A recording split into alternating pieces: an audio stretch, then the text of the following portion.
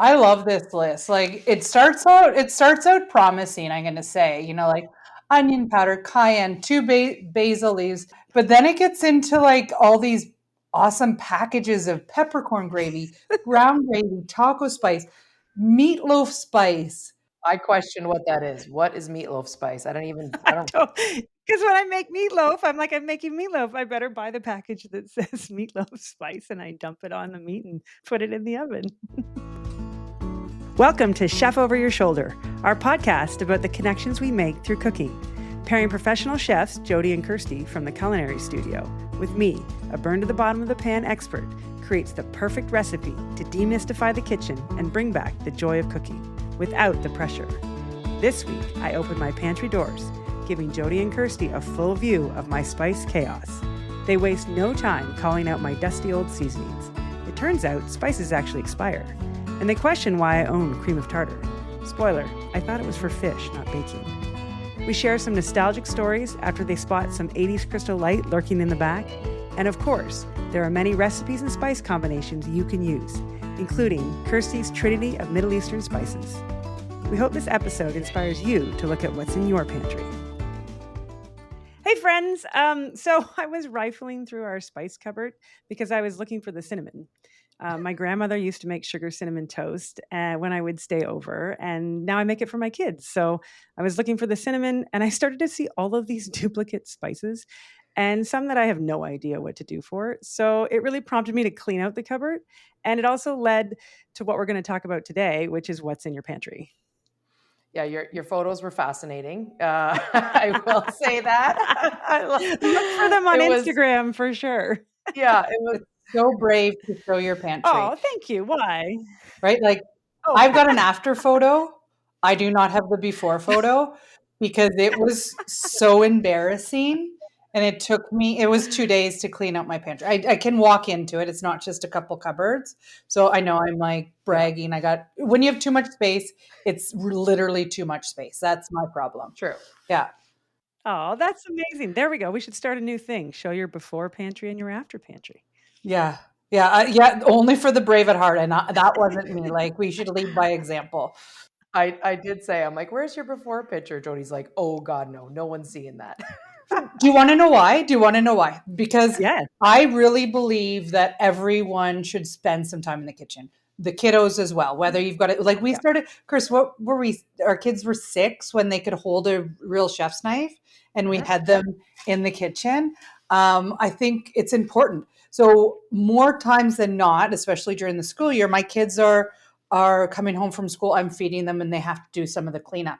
But I swear to God, this is how they put stuff away. Like they just close their eyes and throw it and into the pantry. And then so you're armpit deep in bags of chips, nachos, name it, pumpkin seeds. Like I had 4 things of pumpkin seeds because I obviously love them, but I don't know. It's embarrassing. Yeah. I agree because it's this time of year. Our kids are the same. Just close your eyes and shove it in. I think there was 3 bags of chia seeds because they use it in their smoothie. So September is the time to clean it out after they kind of go back to their schedule and they're not home cooking 3 meals a day or making a mess all day long. The classic empty box. Okay, why? Empty granola box. Like it's not like you're going to shame them and say, "Oh my God, you ate them all." You'll be like, "Hey, just let me know so I can replenish." Yes. Yeah.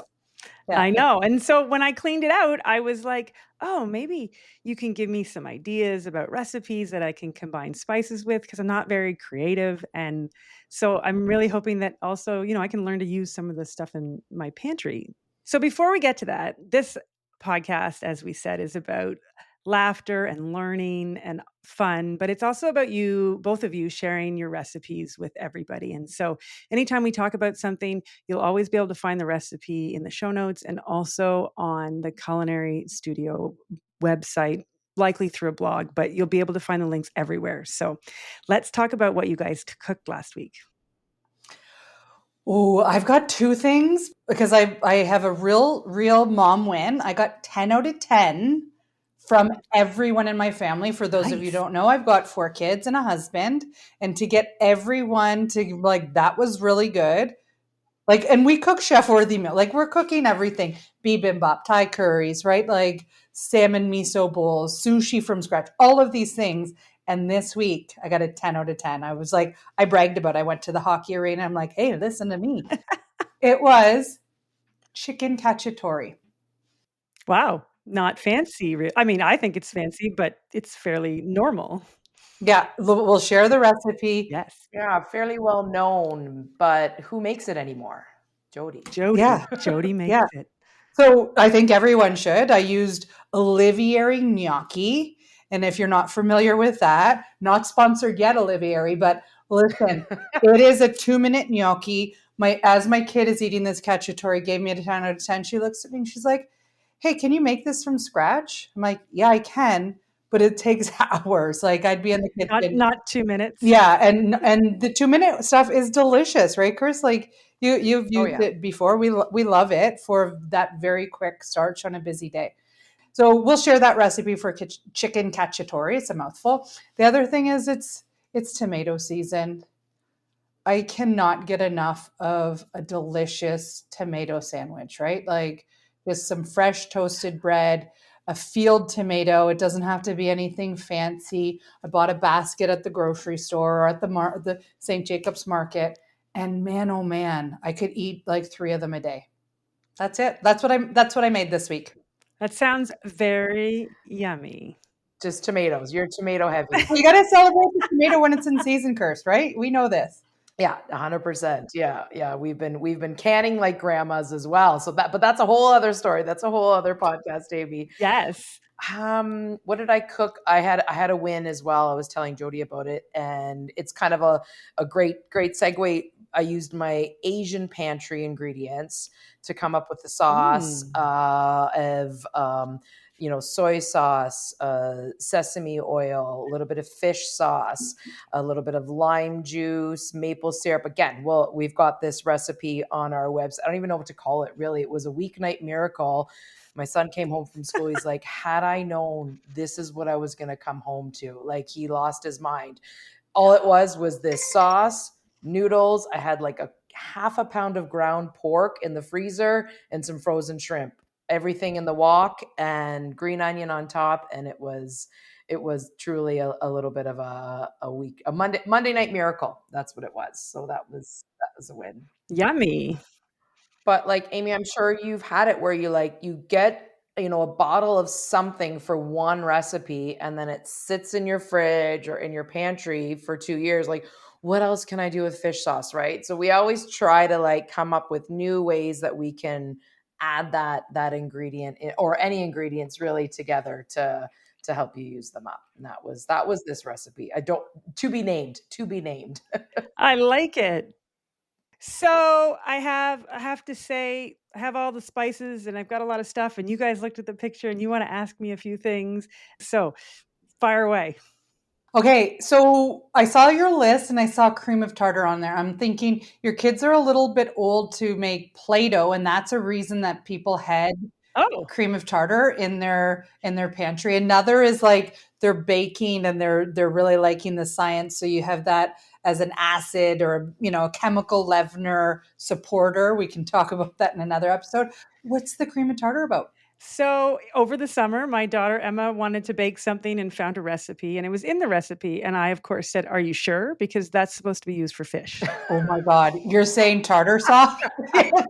I had no idea that cream of tartar was a spice or something you used to bake with. Like nothing. I just was like, I don't know, because I don't actually, even when I have fish, I don't put the tartar sauce on it. So like, I just was like, that can't be right. Because of course and I think it's great. They're always looking for recipes, but a lot of them come from Instagram or Snapchat. So I'm like, let's just, vet that. But no, I was wrong, and it exists and it goes in baking. So that's why I have it. And Kirstie, it's going to be one of those things that sits there until somebody bakes the next time, because I don't know what else I would do with it. Yeah, 100%. Like, how do we keep an inventory of our spices, right? I know you have 2 bay leaves, you have 2 ginger, you have 2 large Montreal chicken spices. I don't even know what that is, but it's like you buy it at Costco and it's already mixed. It's okay. We don't love it, but it's like, I don't know what else to do. I know.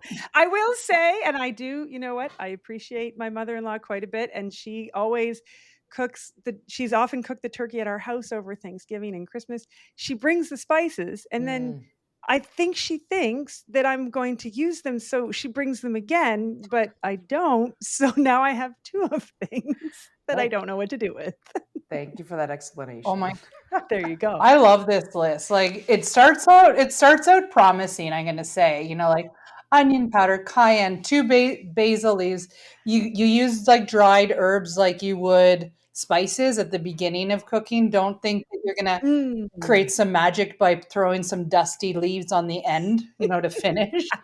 Right? Like 3 oregano leaves, you know, curry, allspice, I like cream of tartar, Play-Doh or fish, what, you know, either one, it's fine. But then it gets into like all these awesome packages of peppercorn gravy, brown gravy, taco spice, meatloaf spice. Yeah. I question what that is. What is meatloaf spice? I don't. Yeah, because when I make meatloaf, I'm making meatloaf. I better buy the package that says meatloaf spice, and I dump it on the meat and put it in the oven. Crystal Light. Yes, I have my Crystal Light right here. I didn't know that was a thing anymore. I remember the jingle from 1983 or 85, right? Oh my God. Like it was like, I believe in Crystal Light because I believe in me. And like everyone was so slim on the commercials. My mom for sure had it. Oh, it reminds me of my mom. She for sure had it. I will say that Stephen makes a lovely vodka and whatever soda and whatever I would like. And so often we have the little drops, or he'll do the Crystal Light or whatever, because as a transplant patient, I do have to watch my sugar. So it's an easy sort of escape from sugar. But that is why it's there. It is not from the 80s. So there you go. Yeah, it can't be natural. No, it shouldn't be. We've moved away from it. It's probably pretty old, actually, because it's gotten very creative and really good with the summer drinks. So yeah. I think it was in the back as I cleaned it out. I was like, oh, we still own this. I love this that we're on episode 2 and we're still blaming Stephen, right? Like he'll be our scapegoat. Well, like 10 episodes down, we'll have to have him on there and apologize for all of the things we blamed him for. I know. Well, and we thank him for cleaning the pots and whatnot and making me drinks. So, you know, it's very, very appreciated.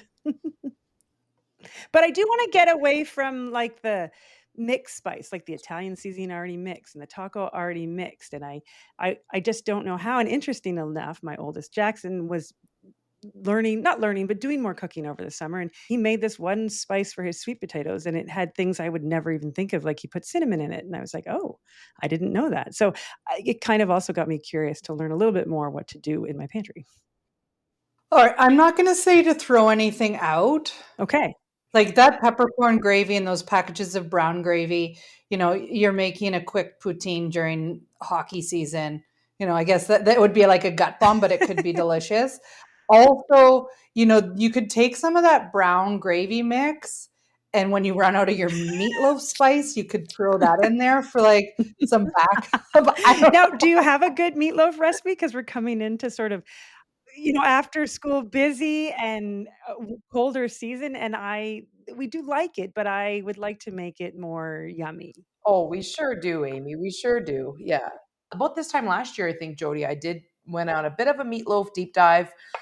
We have that recipe on our website, and people were stopping you on the street, I believe, or at the hockey arena saying, "Hey, I made that meatloaf. Thank you."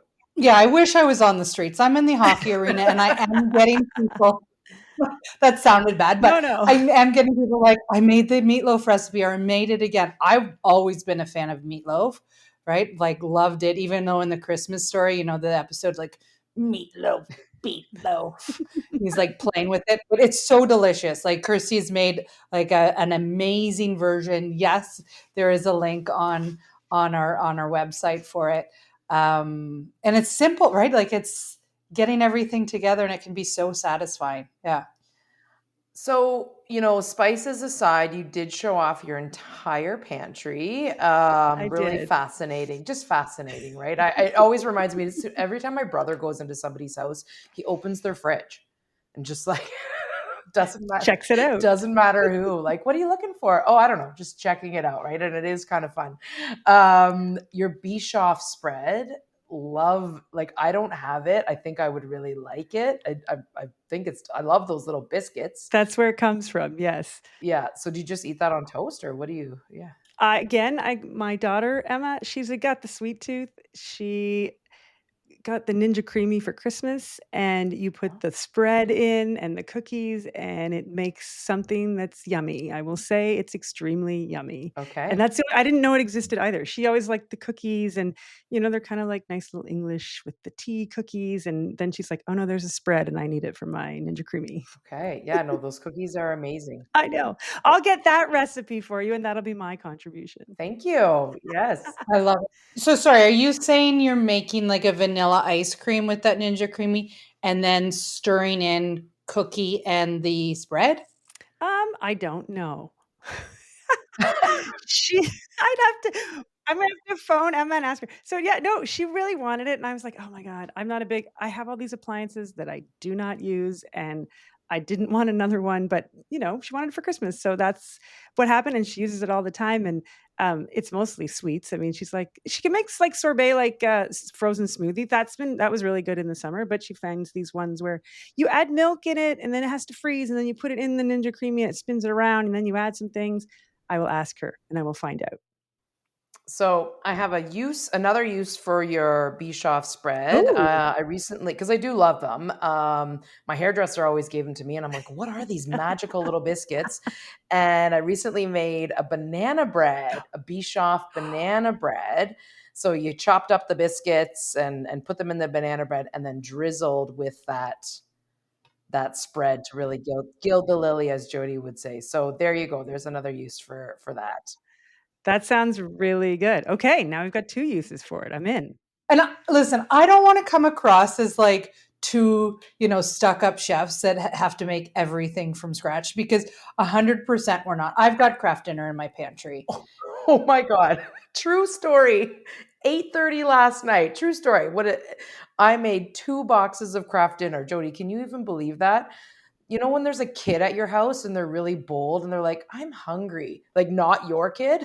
And you're like, "It's 8:30. Why am I feeding you, kid?" And it was a weird night. Like, you have those weird nights. Sometimes you eat at 4:30. So then sure, at 8:30, everyone's hungry again. My husband's like, "Ooh, I'd have some." And all of a sudden we're all eating craft dinner, myself included. Yeah, if it's al dente, it's delicious. Yeah. It is delicious. Before I was a chef, I went to university and I did an exchange over to Ireland. And what I took with me, like the things that I would miss, was craft dinner and hot rods pepperoni sticks. I got those in my pantry too. Hot rods. Yep. Yeah. The kids love them. See? You need after school snacks too. Now, so we talked a little bit about some of the quote unquote normal spices that we might use every day. But I'm also curious, do you have some favorite sort of luxury spices, or those ones you were talking about that we use for certain recipes that we should maybe keep? Because if we're like, "Oh, I want to make that," I'm always sometimes like, I would like to make it. Oh, I don't have that. And then I don't. And then I forget. So what could I have that maybe would broaden my horizons on cooking? Kirstie definitely has a desert island spice. Like if she's only allowed one thing, she's going to bring that. Ooh. But then I have an opinion on when you're buying spices. So you want to talk about your desert island spice? I think it's really, really cool. Well, my desert island spice, and maybe I'll hold up this, maybe I'll take a snap picture of this, is smoked paprika, Amy. So, and the best thing about smoked paprika, where's my camera, is that you can get it at HomeSense. Nice. Generally. That's the classic HomeSense sticker that doesn't come off of anything, right? Never. Yeah. And I love it because you can get it in mild, you can get it in hot, and it really, if you're like making a chili, "Oh, I don't have chili powder, I'm going to use smoked paprika." Tacos, smoked paprika. Tomato soup, smoked paprika. Bruschettas, like it really, and Jody, you introduced it to me, I think, because you've got a real love for Spanish cuisine, and I just think there's so many things that it's going to go well with, and so many things it can replace. That's so interesting. I would love to have a new spice that I could interchange with some of the things I've been using. So I'm definitely going to get that one. Get yourself to HomeSense after this episode. I can do that. I always say, because we tell this to so many people, and I did have a mini stress, not panic attack, but I was just like, oh my goodness, is there no smoked paprika at my Home Sense? Because I tell people, I'm like, get it at Home Sense, but you always leave a jar for Chef Jody and Chef Kirstie. Like, don't take all of them, right? Like, if there's only one jar, sorry, you can't take it. You got to leave it for them because they introduce us to it. But yeah, just a great price point. Sorry, can I further that and just say that I feel like paprika in general has kind of gotten a meh rap, right? Like it's like this maybe I didn't see it in your picture. Maybe you've got a bag of old dusty paprika, but in other cultures it's really highly revered, right? Like the Spanish. And then another one that I have, another type of paprika is the Hungarian style, right? We've got, a goulash cooking class that we do, and it was just like unbelievable. But you can't just use any paprika, and it's a very, it's a sense of pride. Like, I go into this little European shop, and yeah, the owner's just gushing over this paprika, and it can really make a difference. So throw out your dusty old tin of paprika and refresh with something new.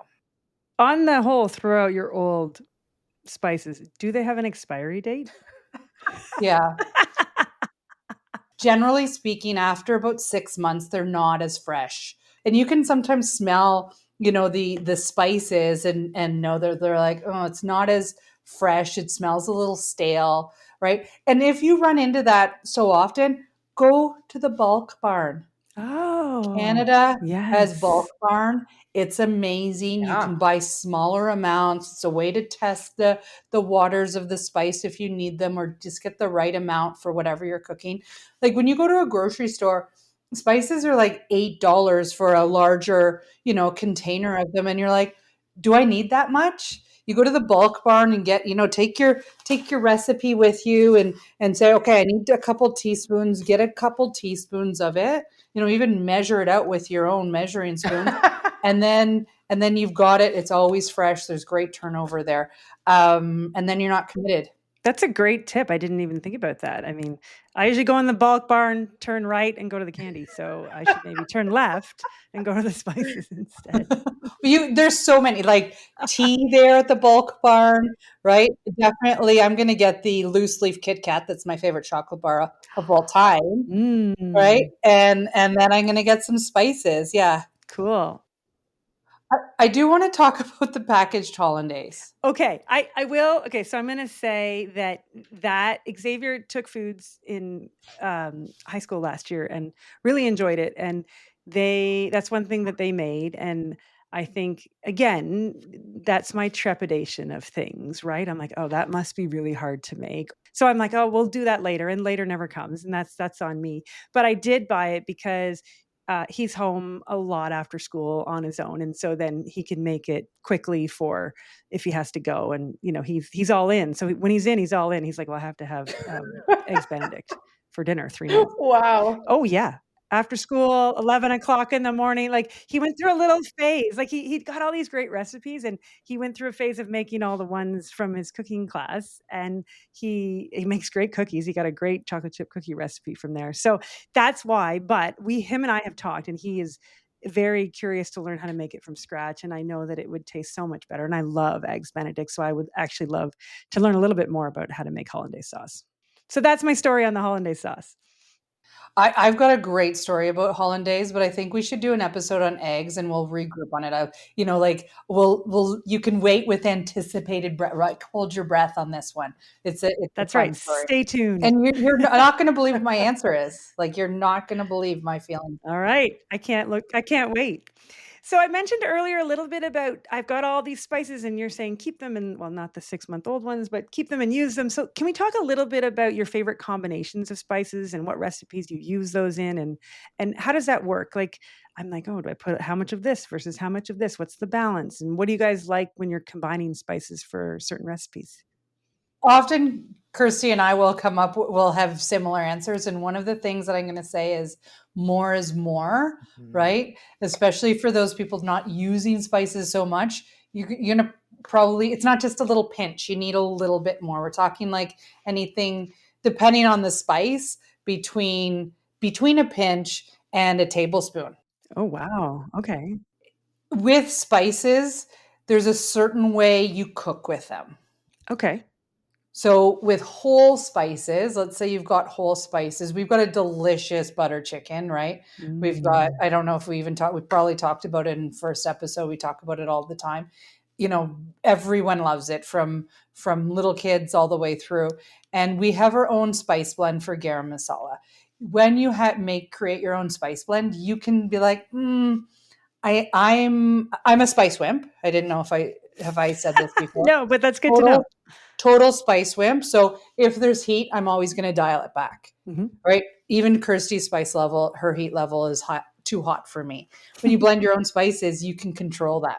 Oh yeah, that makes total sense. That's a really pro for blending your own spices.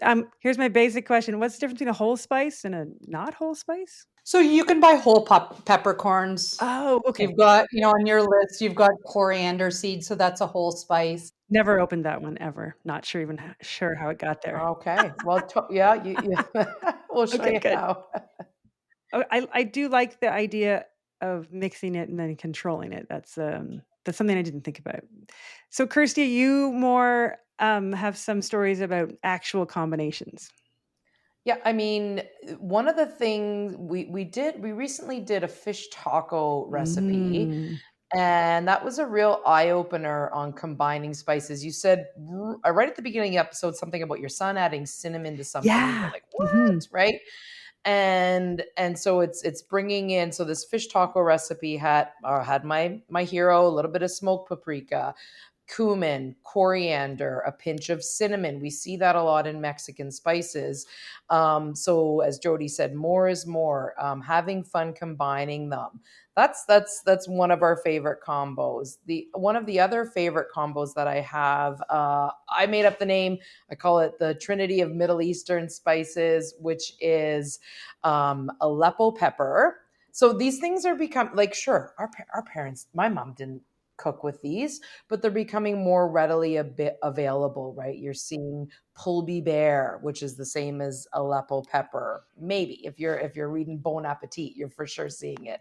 So my Trinity is the pulby bear, also known as Aleppo pepper, Turkish mint, and sumac, which is a real sour spice. It comes from the, what is it, Jody? The berry of the sumac tree. Yeah, dried up. Yeah, but not our native one, not the one native to Ontario, a different one. So don't think that you've got you're harvesting sumac and selling it with your lemonade stand. Can't do that. And what do you use it for? If you take this Trinity and put it on fish and roast it in the oven, chicken, vegetables, it's such a great balance of the herbaceousness of the mint, the heat, the mild heat. It's like a sweet and sour heat of the Aleppo and the sourness of the sumac. It is honestly a match made in heaven. So there's one of my favorite newer combinations on the block. That sounds amazing. So we have talked about a lot of things, and you often give me some homework to do. So what do you think I should tackle then in the next couple of weeks? I'm going to give you my Montreal steak spice memory option since you have so much of it. Do you use Montreal steak spice? No, I haven't used it in decades. Okay. But really... I'm almost wanting to grab years and years ago, because Jody and I love cooking, right? Since we were kids, and we'd go over to friends' houses and the parents would cook something. And I have core memories of some of these recipes. And one of them was this, Mrs. Fitzgerald, she made these fried tomatoes. And so she would take big, thick slices of tomato, even like a tomato and a half, circle it into a cast iron pan, a little bit of butter, sprinkle on Montreal steak spice, and cover it with grated cheese and just turn it on. Jody, I'm telling you, Amy. And so when I saw that Montreal, I was completely transformed, as cooking does to us, which is why we love it, completely transformed to that kitchen.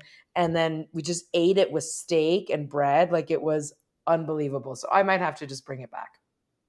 I can't leave this episode without talking about some of the science of the spices. Thank you, Jody. Thank you. Yeah, please do. I left it for you. Yeah. So one of the things, just in general terms, there's three things. One, there's like power couples in spices. So turmeric and black pepper, anti-inflammatory. We'll give you a list of ones that when they're combined, the health benefits, really multiply.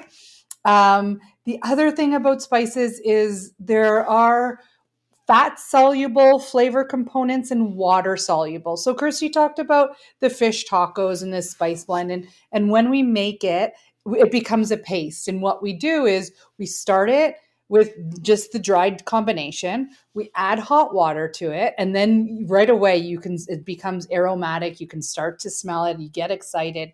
Then we add oil. And so then that way, when we cook it, you're getting all of the flavor compounds are really elevated by first adding some water and then adding the fat to it. And then the third point that I want to make about the science of cooking is we talked just briefly about whole spices. With whole spices, you want to toast them, right? So those seeds, and when you're making your own spice blend, you're going to just get them in a dry pan, shake it till they become aromatic. You definitely don't want them to burn. Even in the simplest sense, taking cumin seeds, toasting cumin seeds, adding that to raita, which is often served with Indian curries, which is yogurt and cucumber at its like basic level as a palate cleanser. Adding toasted cumin seeds is just a real flavor explosion that you get from it. And then you're like, well, you're leaving out all of these ground spices that I have. No, when you have ground spices and you're adding them to any dish, it's what's known as tempering. So tempering the spices. So once you add, like, let's say onion, ginger, garlic, and whatever else, then you're adding the spices, frying them for 30 seconds before you would add the tomato or whatever else. And so then that starts to bring out those flavors. And it starts to activate that flavor profile instead of it just feeling like it's kind of on the surface of the dish. Okay, tempering I can get behind. I didn't know it existed. I didn't know you could do it, and it sounds like such an easy way to add flavor to a recipe. I'm going to add one more point, which is kind of what you said, Jody, but like, the layering, right? There's a reason like Indian food is so delicious because spices are added at the beginning, the middle, and at the end. That tadak, that like fried spice drizzle all over the curry. So don't be afraid to, like I think we said right at the beginning, don't shake the dusty old spice on top at the end of your cooking, right? Get it in there at different stages, layering. That's great advice, and I'm going to be checking which Clubhouse tin I have in the back of my cupboard because I haven't cleaned them all out yet. So I'll be on the lookout and I'll let you know. I have to give one quick PSA, right? Like the newer versions, some still are in tins, but they look like this. So if you have the old version with the orange colors of the Clubhouse spices in the tins, honey, it's time to get rid of it. So what I'm going to do is homework. I am going to take all these recipes you've talked about. I'm going to pick one and I'm going to make it. I'm going to let you know how it goes. Okay, we've got it for you. Fish tacos. Okay. My kids requested it. My kids went fishing and brought home all this fish. I'm like, when are we having those fish tacos? They're so delicious and so rewarding and a really great showcase on spices. And ready in 30 minutes. So I'm definitely going to try that one. So as we said, when we started, all of the recipes and all of the spice combination and all of the advice will be in the show notes, and it will be in a blog post on the Culinary Studio website. We'll see you guys next time. Next up is chicken noodle soup. Woohoo! And you guys have dueling soup recipes, so you won't want to miss that. They're both delicious, though. Like, you're going to want to make both. Thank you for joining us in the kitchen today. If you'd like to know more about what we talked about, including recipes, recommendations, and links to Jody and Kirstie's full selection of online classes, you can find everything in the show notes or visit the Culinary Studio website. If you enjoyed today's episode, please subscribe to the podcast and take a moment to leave us a review. Chef Over Your Shoulder is a member of the Bespoke Productions Hub podcast network. Happy cooking.